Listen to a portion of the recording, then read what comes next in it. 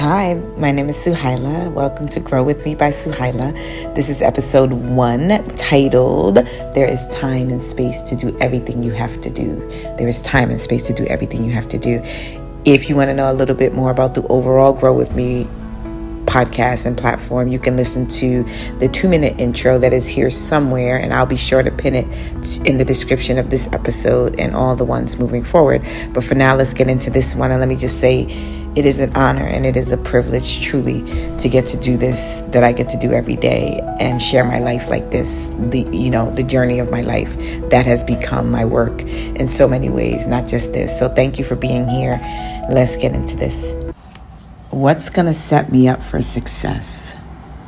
What's going to set me up for a successful day by my measurement of success, which is ease and grace and not so much struggle, no anxiety, no fear that time is running out. These are the things that usually stress me out. I always feel like I don't have enough time in an hour, in a day, in a lifetime to do everything that I want to do. And when I wake up, my mind moves 1,000 miles a minute. I talk pretty quickly, especially when I'm working, when I'm collaborating with people, when we are in meetings. My mind moves really very fast. So I, as a result, talk fast because I'm trying to keep up with the thoughts that are coming to me. The way my thoughts thread together happen in a very interesting way, I'm starting to realize, but I sometimes can't keep up with the flow, how quickly what I call it's like these little thought pathways that start to connect to each other to make things make sense, especially when I'm building on creative ideas or insights around personal development or transformation or things that I'm dealing with. Like different things start to thread together like a quilt, almost like a patchwork quilt, but it makes sense by the end. It makes sense while it's happening. But the way my mind moves, as a result, I speak very quickly, usually, because the thoughts come very quick, especially when I'm building on brand ideas and things like that in my work. So I consciously have to slow myself down in those moments, right? I don't have to do it so much anymore because I'm aware of it, but I do a lot of conscious breathing because it feels to me like my thoughts are moving like a bullet train and my body can't keep up or with that flow of energy sometimes, like a train just through a tunnel fast, a high-speeding train. So I have to be very conscious of that energy, and I have to be conscious of a lot of things in that way. So if I don't do certain things to be sure that I set the pace of my day, beginning with my mind, because before I even open my eyes, sometimes my mind is racing, or I don't want to say racing, but it's already doing things. Usually because I dreamt the night before, throughout the night, so I'm thinking and reflecting on that dream. My mind it never stops, right? My consciousness is just there. It's just whether I'm awake to it or not. So by the time I open my eyes, things are already going on, right, in the morning. So if I don't consciously take control of that energy, it will have me exhausted in a way. I'm the kind of person that I can, if I'm really into something and I'm really enjoying it, which is most of the stuff that I do, all of the work that I do, I really enjoy. I could just go and really never get tired until my body says, oh, it's time to sleep. But when I have to do things that I really don't want to do, like this week, I have to prepare for something in court. So it's not stuff I want to do, but it's a lot of stuff that I have to do it. So when I woke up this morning, I'm just like, okay, like my mind was already, it was 4:00 in the morning when I first woke up, and I almost got up then just to start my day, because in my mind it's like, okay, if I have more hours in the day, then I could get more done, right? But I don't want to live like that, especially when it's stuff that I really would prefer not to do.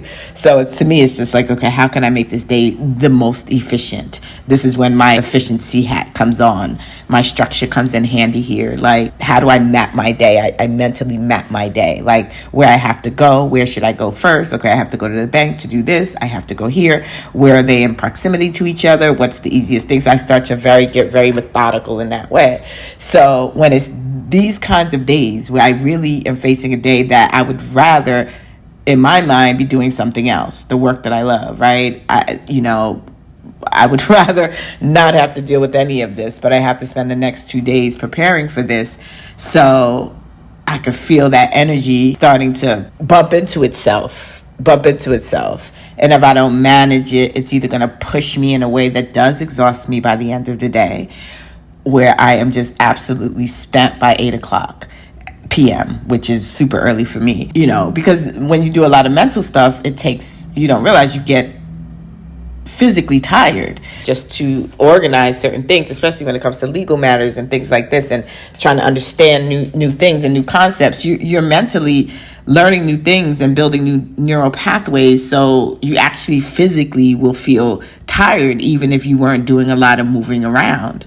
So that's the kind of day I'm facing. And I was just like, okay. And I also it feels like a distraction from the rest of my life. I know it's not on the highest level. I know that it's not a distraction. It's part of the course. The course of my life is part of the path of my life. It's the path that I'm on right now. And moving through what would have previously felt like obstacles is part of that. This doesn't necessarily feel like an obstacle, but it does feel like it's taking time from my day that I would prefer to be putting somewhere else. So as a result, I want to move as quickly through it as possible and get past this over the next couple weeks, the next 2 days in particular that I have to prepare for this. So I woke up thinking, what do I have to do to set myself up for success? Because I know the way my mind works, even when it's towards something I love doing, and just in general, I'm a very disciplined person. So the way my mind works, this energy will have me going. And because it's something that I would technically prefer not doing, I don't want to get scattered. I don't want to get overwhelmed. I don't want to have a breakdown during the middle of the day where I start crying because something went wrong at FedEx or something like this, right?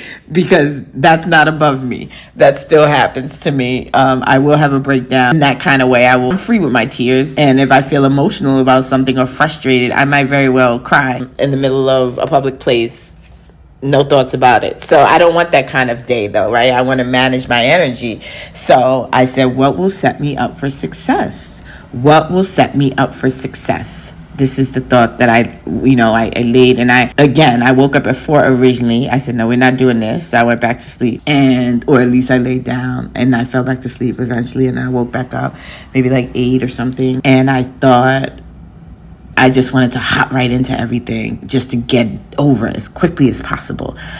But I knew I needed to set myself up for success. So I was like, what does that look like for you, Suhailah? And I said, okay, it feels better when you meditate every day, when you chant, when you do yoga, when you journal. The first 3, a minimum. Those 3 things, chanting, Buddhist chanting, Nam Myoho Renge Kyo. My mother used to be a Buddhist, and I started practicing Buddhism back when I was a teenager. On occasion, I didn't really love it then. It was after I ran away from home. I reconnected with her. She had left when I was 4, and I reconnected with her after I ran away from home at 16, 17. And I lived with her for 4 years, and she and her husband at the time, my stepfather at the time, they were big, quote-unquote leaders, chapter leaders in the Buddhist community. So we would always have Buddhist meetings in our house and things like that. And I hated it. I would hide out in my room. But I learned Buddhism chanting from her. And I chant mostly because I like the vibration. I like the way it feels. And I like that I just like the way it feels in my body. So I do both Daimoku, which is Nam Myoho Renge Kyo, and I do the prayers, the morning prayer. So I said, so that always, I don't know, for me it's a sort of magical. I don't know why. I'm not someone who really chants for something the way most people do, but I just I like the gap that it gives me in my mind. It stops things for the time that I'm chanting. It gives me space energetically and mentally, and I like the actual feeling of the vibration when I'm chanting. And I chant to a video that I found on YouTube. But anyway, so I thought, okay, meditation always, right? Chanting and yoga, even if it's 10 minutes. So in my mind, I'm thinking, Jesus Christ, you have a long ass day. You were trying to get up at 4 o'clock in the morning. You don't have time to add even a half hour of extra stuff to this schedule today.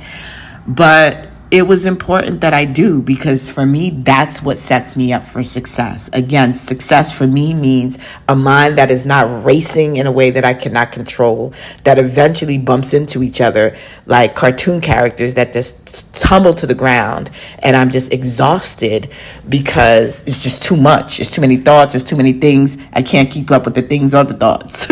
And then I feel like, oh, I'm running out of time. So that's the second thing. I always feel like I need to stretch time somehow. So success for me is not feeling like I do not have time. And I have mental things that I say to myself to remind myself, to calm myself down. I breathe throughout the day. I remind myself that everything is working out for me. Everything is working out for me. Everything is working out for me. Another thing that I used to say years ago too, that I first found in this book, You Can Heal Your Life. And that's another story, but it's a book by Sister Fatima had referred to me way back when, and it's now become sort of a spiritual Bible for me and a healing Bible whenever I have anything upon me, whether it's physical, mental, emotional, but mostly physical. It's called You Can Heal Your Life, and it will give you if you have a physical thing happening, it will tell you the mental thing that's likely causing it and the emotional thing that's likely causing it. And then it'll give you affirmations on how to help with that in a very holistic way. There's one that I say, which is there's time and space to do everything I have to do. There's time and space to do everything I have to do. And I haven't had to use it in a lot of years because the physical elements that used to accompany it. So I used to have these physical ailments and I didn't understand what it was. And once I found this book, I was like, oh, it told me, it correlated it to a certain mindset, but that was the affirmation it gave me. I had to be in like my early 20s when I started using that affirmation, and the physical ailment went away back then and never came back. But it came to me again today. There is time and space to do everything you have to do. There is time and space to do everything you have to do. So, yeah, so those are the things, So even though I didn't feel like I had the time, it's like, do I have the time to be stressed later? Do I have the time to be sad? Or do I have the time, or not even do I have the time, do I want to be? So the consequences of not setting my day up for success, even though I felt like I did not want to be bothered with this additional stuff in the morning, the consequences of that is by the end of my day, not feeling so good, not feeling so hot, not feeling energized, feeling like the day wore me out, feeling like the day had its way with me, except as opposed to me consciously moving into my day and creating my day. So what will set you up for success? First, measure and know what success feels like to you. Again, for me, on any given day, my day-to-day life, those things are really important to me. My time, how I manage it, how I view it, how I relate to it, and then the things that come with it when I don't do that, meaning anxiety and stress and overload. And so you have to know what success, I don't mean like overall success in life, but that's part of it, right? The days equal the weeks equal the months equal the years. So it is setting you up for success in life, but sometimes we could just deal with it one piece at a time. And today I could just deal with my day one piece at a time, because if I think about all of it and everything I have to do over the next couple months, potentially related to this court thing, then it's going to be too much. So I have to treat it as segments. That's what I'm thinking of. I have to treat it as segments. And Abraham Hicks talks about this, segment intending. I haven't had to do that in a long time, but I guess this is what I was actually doing. But you segment intend. So that's what I was sort of doing, like this segment of my day before I put my feet on the ground and get out of bed. What does the next step look like to set the rest of the day up? And those were the three things for me. It was meditation, it was chanting, and it was yoga. And I did the first two already. And I also journaled. And I'm about to do yoga, and I'm about to get into this day. Have a wonderful day. I hope this is helpful.